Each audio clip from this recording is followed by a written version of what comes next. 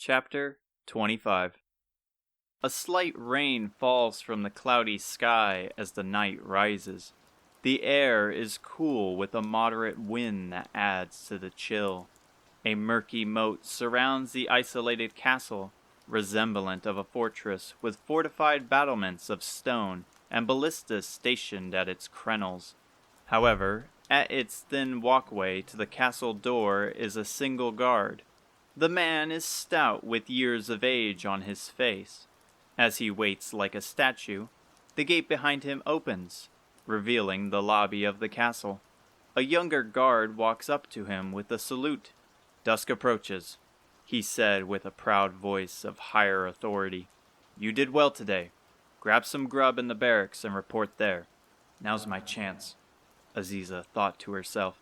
He doesn't respond, only nodding to confirm his word before he heads into the castle. As he reaches the gate, the young guard halts him. "Hold a moment. What was that?" "What do you mean, sir?" the older man finally replied. He shakes his head. "It must have been my imagination. Continue as planned." The older guard resumes his path and once inside, the castle gate closes. He walks past the lobby, down the hall where at the end lies a grand stairway, then making a right towards the kitchen. The halls to the kitchen are littered with guards, like hornets in a hive. With each step closer, a fresh smell of stew draws his attention. He enters the crowded kitchen.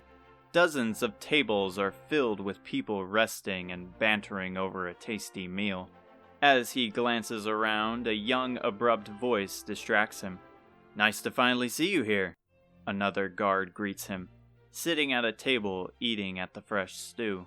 He waves him over like a flag in the wind, and despite his obnoxious volume, no one pays him any mind. "And here I thought they might leave you out there to freeze." The older man moves to the pleasant woman in an apron at the head of the kitchen. She gives him a smile as warm as the meal, and he nods. He makes his way over to him whilst being careful not to bump into the others seated around the dining room. He drinks in the soothing warm liquid that relieves his chapped lips. "I'm getting too old for this." "You'll be fine. A little cold weather never hurts anyone. In fact, it probably gets your mind racing and blood pumped. Aren't you supposed to be getting ready for your next shift? Come on, don't be like that. I was just making a jest, but you are right." He continues to sip the broth of the stew, unamused by his words. "Your next shift is in the basement?" "Sure is, and I just recently learned that the reason we are stationed there is because of an Adenan treasure that's been guarded for centuries." The older man peeks his head up from his bowl. "Well, what is it?" "Oh, so now you're interested." He rolls his eyes, leaning his head back. "Just tell me already." "Okay, fine. It's known as the bottomless pot."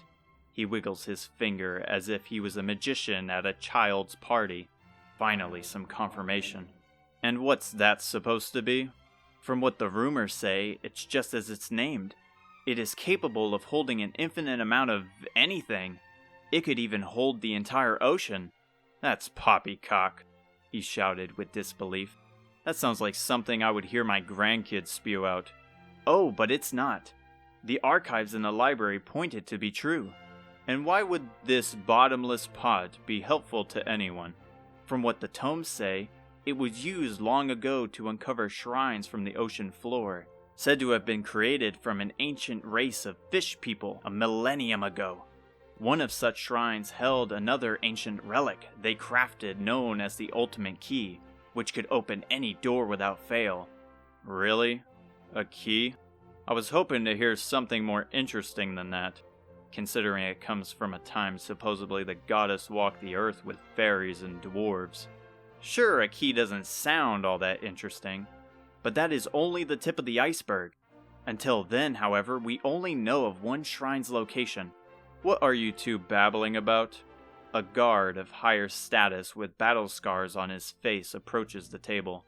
His armor, unlike their generic gray steel, has streaks of blue with large and shining medals on his right breast. The young guard bounces from his seat and up to his feet. "Nothing, Captain. Just headed back to work, he screamed. Then come along. There is no time to dawdle. Yes, sir, he saluted, and the captain led him out of the kitchen.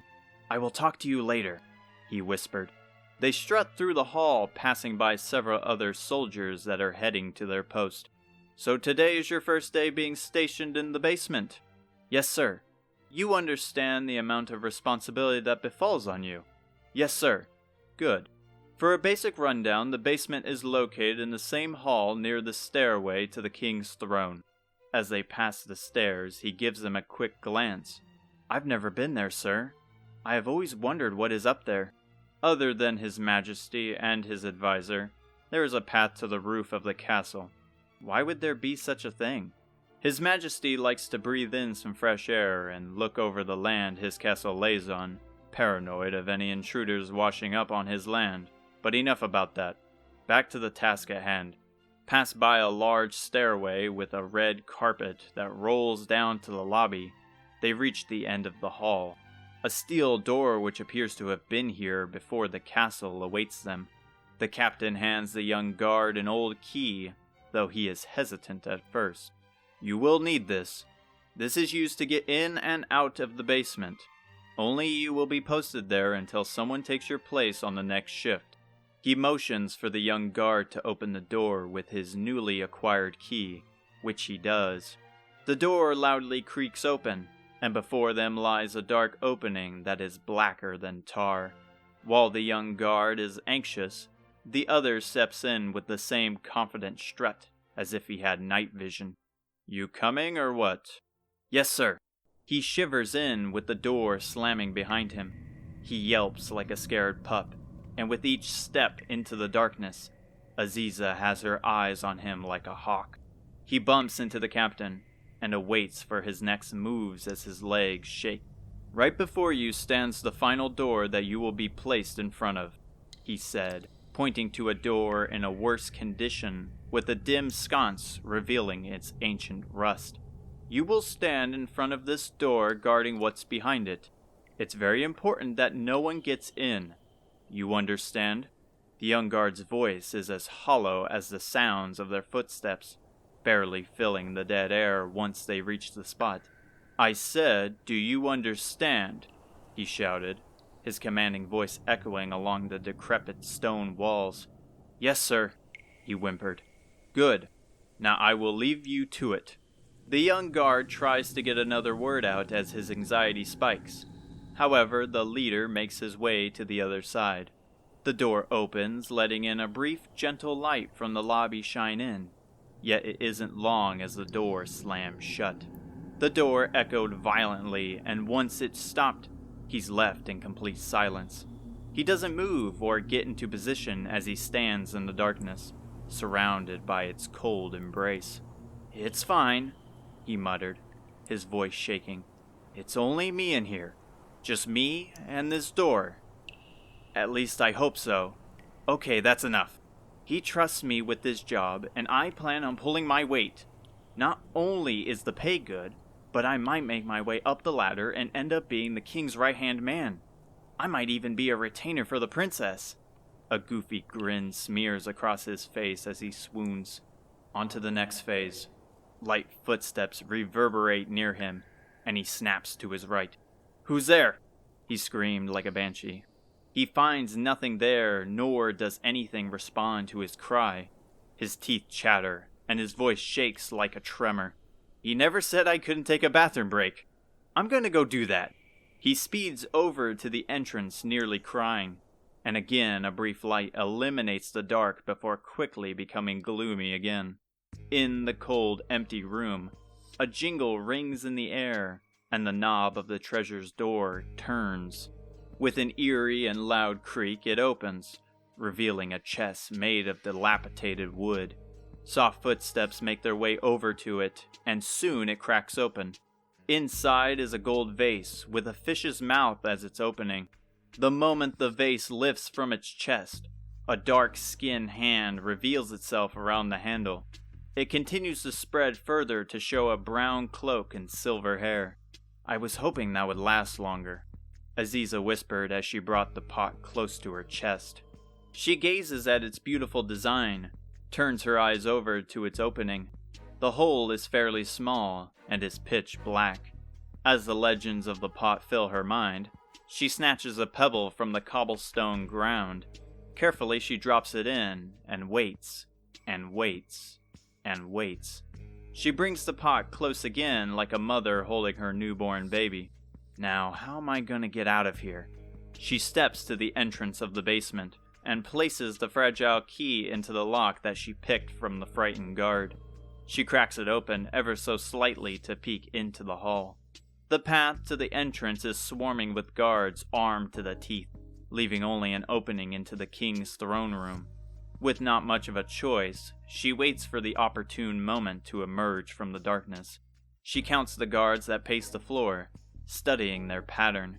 She finds it and slides through the slit of the heavy door. She guides the door, quietly closing it.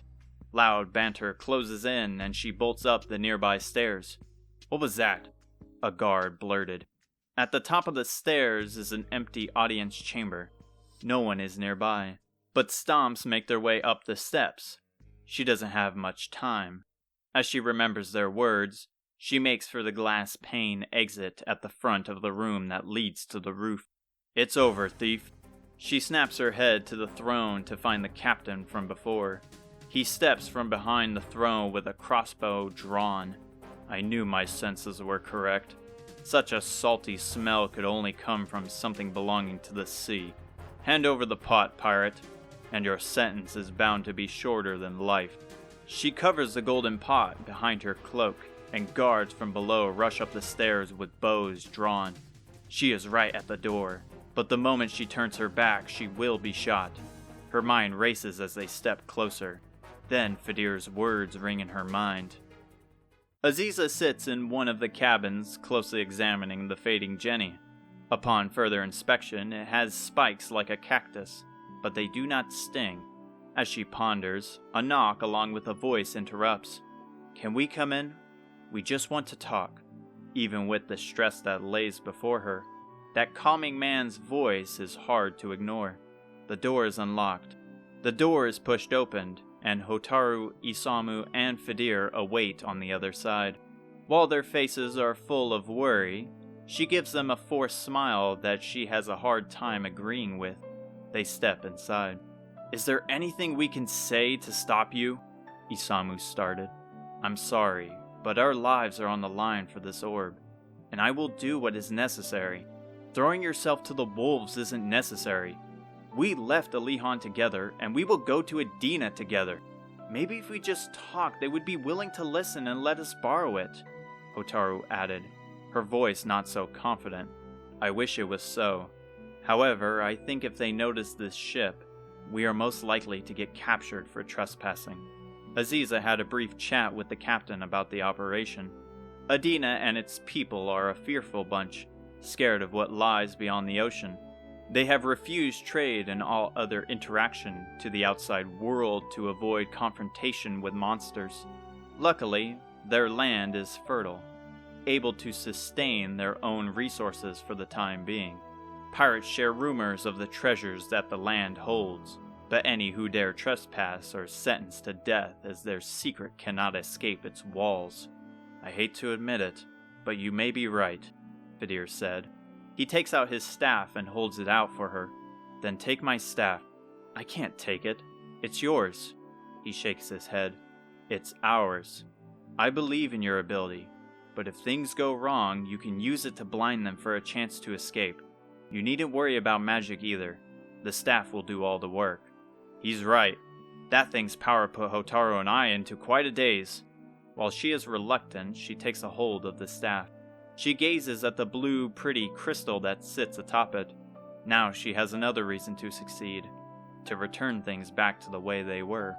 "We will be waiting for your return, and if it comes down to it, leave the pot behind and save yourself.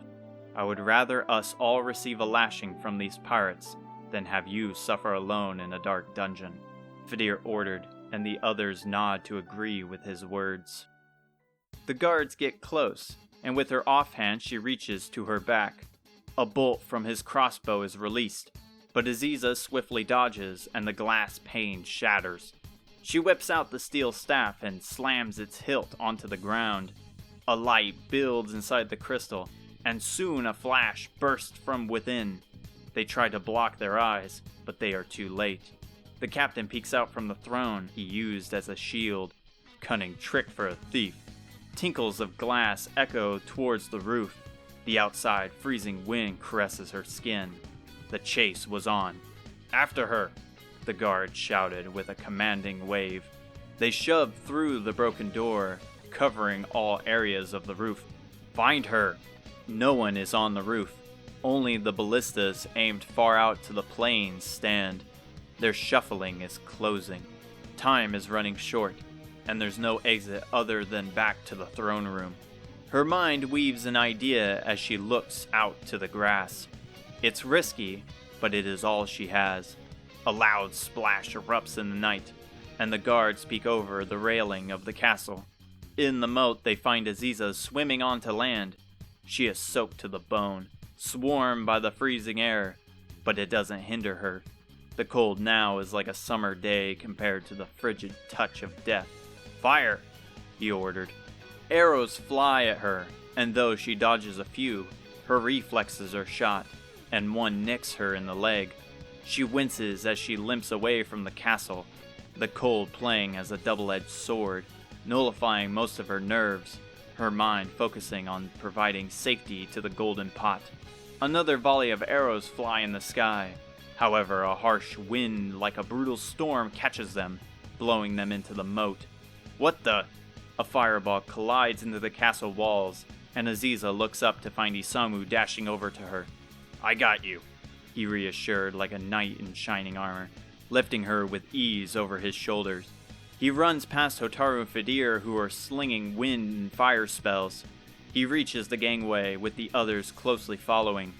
At the deck of the ship, the castle is quite a distance away with their arrows out of range, yet they still hurry pulling in the gangway before sailing off into sea before the ballista has a chance to strike them.